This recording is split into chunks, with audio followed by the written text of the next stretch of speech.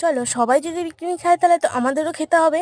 তো hello guys, তো আজকে আমাদের পিকনিকের মানে আজকে মকর সংক্রান্তির পরের দিন, আমাদের আজকে উতুনা বলে। তো সবাই মিলে চলে যাচ্ছি বারুণী মেলা, যেখানে আমরা সবাই যাই। তো বেরিয়েও পড়েছি। এখানে আমি আছি, বাবা আছে, বোনও আছে, আর মাও আছে। সবাই সবার মতো বসে পড়েছে, আর আমি তো সামনেই বসেছি।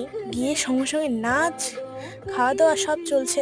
এদিকে মাও ডেকে দিল যে নিয়ে রে কিছু খাবি না, তো মানে কষা মাংস উঠিয়ে দিল।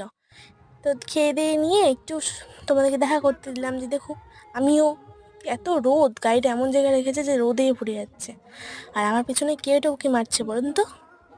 ওটাই হলো আমার বোনু, কাকুর মেয়ে। তো গাড়ির পেছনে করে গামছাও রেখে দিয়েছে। প্রচণ্ড রোদ কিন্তু। চলো আমি খাই, আর তোমরা একদম মিস করছো না আমার বাবা মাকে? দাঁড়াও, এই দেখো দেখতে পেয়েছো, বাবা মা আর পিসি আর পিসাই আছে।